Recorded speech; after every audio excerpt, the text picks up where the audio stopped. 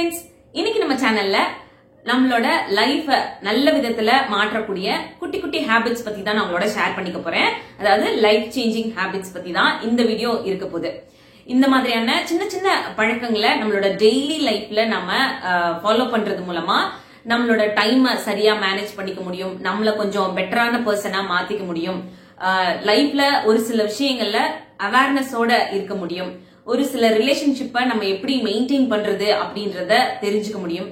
Also லைஃபையும் நிறைய விதத்துல improve பண்ற மாதிரியான ஹாபிட்ஸ் தான் இன்னைக்கு வீடியோல நான் உங்களோட ஒன் பை ஒன்னா ஷேர் பண்ணிக்க போறேன். இந்த டிப்ஸ் எல்லாமே டெய்லி லைஃப்ல ரொம்ப சிம்பிளா ஃபாலோ பண்ற மாதிரியான டிப்ஸ் தான். எதுவுமே ரொம்ப கஷ்டமாலாம் இருக்காது. சோ வீடியோவை ஸ்கிப் பண்ணாம பாருங்க. ஒவ்வொரு டிப்ஸையும் உங்களோட லைஃப்ல கண்டிப்பா ஃபாலோ பண்ணுங்க. அதனால நிறைய பெனிஃபிட்ஸ் இருக்க போகுது. வாங்க வீடியோக்குள்ள போலாம். Welcome to me and my life. நான் உங்க பிரியா. வீடியோக்குள்ள போறதுக்கு முன்னாடி ஒரு சின்ன ரிக்வெஸ்ட். நீங்க இந்த வீடியோ பார்த்துட்டு இருக்கும் போதோ இல்ல பார்த்து முடிக்கும் போதோ இதுல இருக்க கண்டென்ட் உங்களுக்கு பிடிச்சிருந்ததுன்னா மறக்காம வீடியோ கீழ இருக்க லைக் பட்டனை கிளிக் பண்ணிக்கோங்க. அப்படி நீங்க கொடுக்க போற அந்த குட்டி குட்டி லைக்ஸ் எல்லாமே இன்னும் நல்ல நல்ல கண்டென்ட்லாம் நான் உங்களோட ஷேர் பண்ணிக்கிறதுக்கு எனக்கு கொஞ்சம் மோட்டிவேட்டிங்கா இருக்கும். ஃபர்ஸ்ட் டிப், நம்ம லைஃப்ல ஏதாவது ஒரு விஷயத்துல நம்ம எடுத்த முடிவு தவறுன்னு எப்ப தோணுதோ அப்ப உடனே அதை சரி பண்ணணும் அப்படின்னு நினைக்கணும். பரவாயில்ல, இதை அட்ஜஸ்ட் பண்ணிக்கலாம், பரவாயில்ல இதை சரி பண்ணிக்கலாம், நம்ம எடுத்த டெசிஷன் தப்பு தான், பட் இதை எப்படியாவது நம்ம சரி பண்ணி கொண்டு போயிடலாம் அப்படின்னு நினைச்சீங்கன்னா கண்டிப்பா கஷ்டப்பட போறது நீங்களா மட்டும்தான் இருப்பீங்க. இதுக்கு ஒரு சின்ன எக்ஸாம்பிள் சொல்றேன். நான் ரீசெண்டா படிச்ச ஒரு விஷயம் தான், எனக்கு ரொம்ப பிடிச்சிருந்தது. அதனால இந்த ஒரு விஷயத்துக்கு இதோட நீங்க ரிலேட் பண்ணிக்க முடியும் அப்படின்றதுனால இந்த எக்ஸாம்பிள் சொல்றேன். நம்ம ஒரு இடத்துக்கு டிராவல் பண்ண போறோம் அப்படின்னு சொல்லி ஒரு ட்ரெயின்ல ஏறுறோம்னு வச்சுக்கோங்க. ஏறினதுக்கு அப்புறம் கொஞ்சம் தூரம் அந்த ட்ரெயின் போயிட்டு இருக்கப்போதான் நமக்கு தெரியுது நம்ம தவறான ட்ரெயின்ல ஏறிட்டோம். நம்ம போக வேண்டிய இடத்துக்கு எந்த ட்ரெயின்ல போகணுமோ அதை விட்டுட்டு தவறான ஒரு ட்ரெயின்ல ஏறிட்டோம் நம்மளுக்கு தெரியுதுன்னு வச்சுக்கோங்க. நமக்கு எவ்வளவு தூரம் அது சீக்கிரமா தெரிய வருதோ அதை உடனே அடுத்து எவ்வளவு சீக்கிரத்துல ஒரு ஸ்டாப் வருதோ அங்கேயே இறங்கிடணும். அப்படி இறங்கிட்டோம் அப்படின்னா சும்மா கொஞ்ச தூரம் தான் நம்ம வந்திருப்போம். அதை சரி பண்ணி திரும்ப நம்ம போய் சேர வேண்டிய இடத்துக்கு வேற ஒரு ட்ரெயின்ல ஏறி நம்ம போய் சேர்ந்துடலாம். அதை விட்டுட்டு பரவாயில்ல நம்ம தவறான ட்ரெயின்ல தான் ஏறி இருக்கோம், இது எவ்வளவு தூரம் போதோ அந்த இடத்துல நம்ம போய் மாத்திக்கலாம் அப்படின்னு நினைச்சோம் அப்படின்னா அந்த ட்ரெயின் நம்மள எவ்வளவு தூரம் கொண்டு போய் விடும் அப்படின்றதும் தெரியாது. அங்கிருந்து நம்ம போக வேண்டிய இடத்துக்கு நம்ம போய் சேர்றதும் எவ்வளவு கஷ்டம் அப்படின்றதும் தெரியாது. சோ அதனால எப்பவுமே நம்ம லைஃப்ல ஏதோ ஒரு விஷயத்துல நம்ம ராங்கான டெசிஷன் எடுத்துட்டோம் அப்படின்னு எப்போ ரியலைஸ் பண்றோமோ அப்பவே அந்த விஷயத்துல இருந்து நம்ம வெளியில வந்துடணும் அப்படின்னு நினைக்கணும். பரவாயில்ல இதை நம்ம சரி பண்ணி இந்த விஷயத்தோடய நம்ம லைஃபை லீட் பண்ணிக்கலாம் அப்படின்னு நினைச்சீங்கன்னா கண்டிப்பா உங்களோட மன நிம்மதி தான் பெரிய விதத்துல அஃபெக்ட் ஆகும்.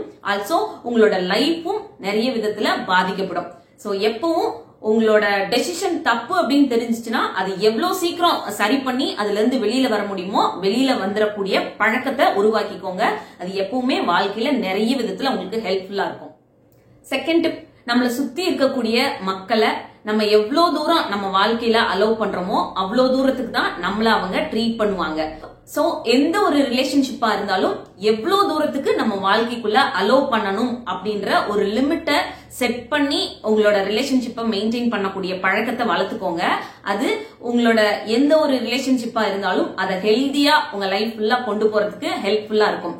ரொம்ப அதிகமா ஒரு ஸ்பேஸ் கொடுத்து இல்ல ஒரு அளவுக்கு மேல உங்களோட லைஃப்குள்ள எந்த ஒரு ரிலேஷன்ஷிப்பா இருந்தாலும் லிமிட் இல்லாம கொண்டு போயிட்டீங்க அப்படின்னா அவங்களும் லிமிட் இல்லாம உங்களோட லைஃப்ல நிறைய விதத்துல அட்வான்டேஜ் எடுத்துக்கிறதுக்கு வாய்ப்புகள் இருக்கும். அதனால ரிலேஷன்ஷிப்குள்ள நிறைய ப்ராப்ளம்ஸ் வர்றதுக்கும் வாய்ப்புகள் இருக்கு. சோ எப்பவுமே எந்த ஒரு ரிலேஷன்ஷிப்பா இருந்தாலும் அதுக்கு எவ்வளவு தூரம் லைஃப்ல இடம் கொடுக்கணும் அப்படின்றத தெரிஞ்சு கொடுங்க.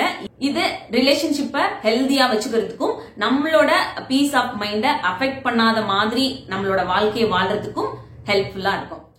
தேர்ட் டிப், லைஃப்ல ஏதோ ஒரு விஷயத்துக்கு நோ சொல்றீங்க, அதாவது ரொம்ப தெளிவான டெசிஷன் எடுத்துதான் உங்க லைஃபுக்கு அது சரி இருக்காது, இல்ல நம்ம இந்த இடத்துல எஸ் சொல்லிட்டோம் அப்படின்னா ஏதாவது ஒரு விஷயத்துல நம்ம பாதிக்கப்படுவோம் அப்படின்னு யோசிச்சு அனலைஸ் பண்ணி ரொம்ப தெளிவாதான் ஒரு விஷயத்துல நோ சொல்லிருக்கீங்க அப்படின்னா அதை நினைச்சு எப்பவும் கில்ட்டியா ஃபீல் பண்ணாதீங்க. அச்சோ நம்ம இந்த இடத்துல நோ சொல்லிட்டோமே, அவங்க இப்படி நினைச்சிருப்பாங்களோ அப்படி நினைச்சிருப்பாங்களோ, நம்ம இதை கொஞ்சம் வேற மாதிரி சொல்லிருக்கலாமோ, நோன்னு சொல்றதையே கொஞ்சம் சுத்தி வளைச்சு எப்படியாவது சொல்லிருக்கலாமோ அப்படின்னு நினைச்சு கில்ட்டியா ஃபீல் பண்றது, அதையே யோசிச்சுட்டே இருக்கிறது, நம்ம இப்படி சொல்லியிருக்க கூடாதோ, அவங்க அதனால மன வருத்தப்பட்டிருப்பாங்களோ அப்படின்னு நீங்க வந்து ரொம்ப அதை பத்தி யோசிச்சு ரொம்ப கில்ட்டா ஃபீல் பண்றீங்க அப்படின்னா அது தவறு அப்படின்னு தான் சொல்லுவேன்.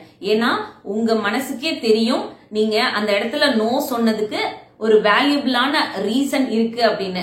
அதை சொன்னதுக்கு அப்புறம் எதுக்கு அதை நினைச்சு நீங்க கில்ட்டியா ஃபீல் பண்ணணும்? சோ இந்த ஒரு பழக்கத்தை எப்பவுமே வச்சுக்காதீங்க. ஒரு விஷயத்துக்கு நோ சொல்லிட்டீங்க அப்படின்னா அந்த விஷயத்தை பத்தி திரும்ப திங்க் பண்ணாதீங்க. நம்ம சரியான டெசிஷன் தான் எடுத்திருக்கோம் அப்படின்றத உங்களோட மைண்ட் செட்ல எப்பவுமே பிக்ஸ் பண்ணி வச்சுக்கோங்க. இது உங்களோட கான்பிடன்ஸை நீங்க உடைக்காம இருக்கிறதுக்கும் சரி, எந்த ஒரு விஷயத்திலையும் தெளிவான ஒரு முடிவு எடுக்கிறதுக்கும் சரி, இந்த ஒரு பழக்கம் உங்களுக்கு ஹெல்ப்ஃபுல்லா இருக்கும். 4th டிப், சோசியல் மீடியால உங்களுக்கு ஒரு லிமிட்டே இல்லாம டைம் ஸ்பெண்ட் பண்ணக்கூடிய பழக்கம் இருந்துச்சு அப்படின்னா அதை முடிஞ்ச வரைக்கும் உடனே அவாய்ட் பண்ணிக்கோங்க.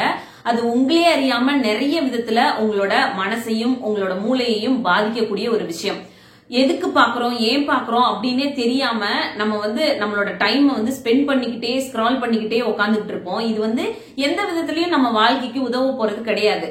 பார்க்கலாம், சோசியல் மீடியாவை பார்க்கவே கூடாது அப்படின்லாம் நான் சொல்லல. நிறைய விதத்துல நமக்கு யூஸ்ஃபுல்லா இருக்க மாதிரியான விஷயங்களும் அதுல இருக்கு. நம்மளோட ஒரு என்டர்டைன்மெண்ட் பர்பஸ்க்காகவோ, இல்ல கொஞ்ச நேரம் நம்மள ரிலாக்ஸ் பண்ணிக்கணும் அப்படின்றதுக்காகவோ, இல்ல நம்ம ஏதோ ஒரு விஷயத்த கத்துக்கணும் அப்படின்றதுக்காகவோ சோசியல் மீடியாவை நம்ம யூஸ் பண்ணலாம். பட் அதுவே வந்து ஒரு அடிக்ட் மாதிரி ரொம்ப நேரம் டைம் வந்து அதுல ஸ்பெண்ட் பண்ற பழக்கம் உங்களுக்கு இருந்துச்சுன்னா அதை உடனே அவாய்ட் பண்ணிக்கோங்க. அந்த ஒரு பழக்கத்தினால உங்களோட டைம் வேஸ்ட் ஆகுறது மட்டும் இல்லாம உங்களையே அறியாம உங்களோட மூளை வந்து நிறைய விதத்துல பாதிக்கப்பட்டுக்கிட்டே இருக்கும். அதனால சோசியல் மீடியால நீங்க ஸ்பெண்ட் பண்ணக்கூடிய டைம் எப்பவுமே ஒரு லிமிட்டோட இருக்கணும் அப்படின்றத உங்களோட மைண்ட்ல வச்சுக்கோங்க. அது ஒரு பழக்கமாவே கொண்டு வர ஆரம்பிங்க. ரெகுலரா இவ்வளவு நேரம் தான் நம்ம சோசியல் மீடியால ஸ்பெண்ட் பண்ணணும். அது நீங்க என்டர்டைன்மெண்ட் பர்பஸ்க்கா இருந்தாலும் சரி, உங்களை ரிலாக்ஸ் பண்ணிக்கிறதுக்கா இருந்தாலும் சரி, நீங்க ஏதோ ஒரு விஷயத்த லேர்ன் பண்ணிக்கிறதா இருந்தாலும் சரி, ரொம்ப நேரம் வந்து அங்க நம்ம ஸ்பெண்ட் பண்ண கூடாது, இதுக்கு இவ்வளோ நேரம் நம்ம ஸ்பெண்ட் பண்ணா போதும் அப்படின்ற பழக்கத்தை கொண்டு வந்துட்டீங்கன்னா ரொம்ப நேரம் நீங்க மொபைல் பாக்குறதையும் அவாய்ட் பண்ண முடியும். அது மூலமா உங்களோட ஹெல்த்தும் எந்த விதத்திலையும் அஃபெக்ட் ஆகாம பாத்துக்க முடியும். பிளஸ் தேவையில்லாம நம்ம சோசியல் மீடியால ஸ்க்ரோல் பண்ணி நம்மளோட நேரத்தை வீணாக்குறத அவாய்ட் பண்ணிக்க முடியும். ஆல்சோ நம்மளோட எனர்ஜியும் ட்ரெயின் அவுட் ஆகுறத அவாய்ட் பண்ணிக்க முடியும். சோ 5th டிப், நீங்க எந்த ஒரு விஷயத்திலையும் சரியான நேரத்துல சரியான முடிவு எடுக்க முடியாத ஒரு பர்சனா இருக்கீங்க. அதாவது இன்னும் டைம் வேணும் அப்படின்னு சொல்லி ஒரு முடிவு எடுக்கிறதுக்கு நிறைய டைம் எடுத்துக்கக்கூடிய பர்சனா இருந்தீங்க அப்படின்னா, நீங்க எந்த ஒரு விஷயத்துல முடிவு எடுத்துக்கிறதுக்கு டைம் எடுக்கிறீங்களோ அந்த விஷயம் இன்னும் உங்களுக்கு கடினமானதா தான் மாறுமே தவிர எப்பவும் ஈஸியானதா இருக்காது. ஒரு சின்ன எக்ஸாம்பிள் சொல்றேன். இப்போ உங்களுக்கு வந்து ஒரு அன்ஹெல்தியான வெயிட் கெயின் பண்ணிருக்கீங்க அப்படின்னு ஃபீல் ஆகுதுன்னு வச்சுக்கோங்க. வெயிட் போடுறது போடாதெல்லாம் அவங்களோட விருப்பத்தை பொறுத்தது. நான் சொல்றது ஒரு அன்ஹெல்தி வெயிட் கெயின் பண்ணதுனால உங்களுக்கு ஹெல்த் ப்ராப்ளம்ஸ் வர ஸ்டார்ட் ஆகுது. அதுக்கான சிம்டம்ஸ் வந்து உங்களுக்கு தெரிய ஆரம்பிக்குது. அப்போ வந்து நீங்க என்ன பண்ணுவீங்க, நம்ம இதை சரி பண்ணணும் அப்படின்னு நினைப்பீங்க. அப்படி சரி பண்ணணும்னு நினைச்சுட்டே இருந்தா மட்டும் சரியாயிடுமா?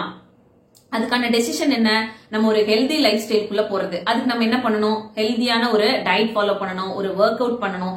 இந்த மாதிரியான விஷயங்கள்லாம் பண்ண ஆரம்பிச்சாதான் நம்மளோட வெயிட் வந்து ரெடியூஸ் ஆக ஆரம்பிக்கும். அது மூலமா நமக்கு வரக்கூடிய அந்த ஹெல்த் ப்ராப்ளம்ஸை வந்து நம்ம தடுக்க முடியும்.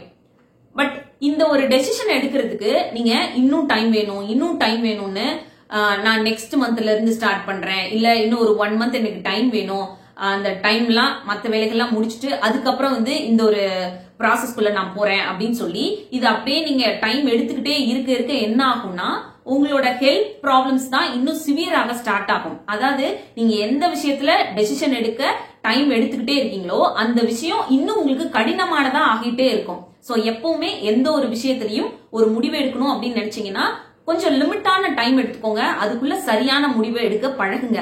அதை விட்டுட்டு நீங்க அப்புறம் பண்ணிக்கலாம் டைம் எடுக்க அதனால பாதிக்கப்படுறது நீங்களா மட்டும்தான் இருப்பீங்க. ஆல்சோ வந்து நீங்க எந்த விஷயத்துல டெசிஷன் எடுக்கணும்னு நினைக்கிறீங்களோ அந்த விஷயம் இன்னும் கடினமானதா கொண்டு போய் விட்டுரும். 6th டிப், உங்களோட மன அமைதியை கெடுக்கக்கூடிய எந்த ஒரு விஷயமா இருந்தாலும் அதை உங்க வாழ்க்கையை விட்டு அவாய்ட் பண்றதுதான் உங்களோட லைஃப்க்கும் நல்லது, உங்களோட மைண்டுக்குமே ரொம்ப ரொம்ப நல்லது. நம்ம வந்து பரவாயில்ல அப்படின்னு சொல்லி அதை அக்செப்ட் பண்ணிக்கிட்டோம் அப்படின்னா அதனால அடுத்தடுத்து வரக்கூடிய ஒவ்வொரு நாட்களும் நம்மளோட மன அமைதி கொஞ்சம் கொஞ்சமா அஃபெக்ட் ஆக ஆரம்பிக்கும். நான் ஒரு சின்ன எக்ஸாம்பிள் சொல்றேன். உங்களோட லைஃப்ல ஏதோ ஒரு விஷயம், ரிலேஷன்ஷிப்பா இருக்கட்டும், இல்ல நீங்க பார்க்கக்கூடிய வேலையா இருக்கட்டும், அது வந்து உங்களோட மனநிலைமைய அஃபெக்ட் பண்ணுது, இல்ல மனநிலைமைய அஃபெக்ட் பண்ண ஆரம்பிக்குது அப்படின்னு தெரிஞ்சாலே அதை வந்து எந்த அளவுக்கு நீங்க அவாய்ட் பண்ண முடியுமோ, இல்ல அதுல இருந்து எவ்வளவு சீக்கிரம் வெளியில வர முடியுமோ அவ்வளவு சீக்கிரம் வெளியில வந்துருங்க. எப்போ ஒரு விஷயம் நம்மளோட மனநிலைமைய பாதிக்குதோ அப்போ ஆட்டோமேட்டிக்கா நம்மளோட லைஃப் நிறைய விதத்துல பாதிப்படைய ஆரம்பிக்கும். அதுவும் நம்மளோட டெய்லி ரொட்டீன்ல நம்ம பண்ணக்கூடிய சின்ன சின்ன வேலைகள்ல கூட நம்மனால ஒரு போக்கஸ்டா இருக்க முடியாது, நம்மனால நிம்மதியா ஒரு சில விஷயங்களை செய்யவே முடியாது. மன அமைதி எப்போ பாதிக்குதோ அப்ப நம்மளோட லைஃப்ல எல்லா விஷயங்களும் பாதிப்படையும்ன்றத மைண்ட்குள்ள வச்சுக்கோங்க. சோ உங்களோட மன அமைதியை கெடுக்கக்கூடிய எந்த ஒரு விஷயமா இருந்தாலும் நம்ம லைஃப்க்கு தேவையில்லை அப்படின்னு சொல்லி தூக்கி ஓரமா போட்டுட்டு உங்களோட பீஸ் ஆஃப் மைண்ட் தான் முக்கியம் அப்படின்னு சொல்லிட்டு உங்களோட வாழ்க்கைய நிம்மதியா வாழ்றதுக்கான விஷயங்களை வந்து உங்க லைஃப்ல பண்ண ஆரம்பிங்க. அது எவ்வளவு பெரிய விஷயமா இருந்தாலும் உங்க மன அமைதியை அஃபெக்ட் பண்ணுது அப்படின்னு தெரிஞ்சதுன்னா அதை விட்டு நீங்க விலகி இருக்கிறது தான் நல்லது, அதை அவாய்ட் பண்றது தான் நல்லது.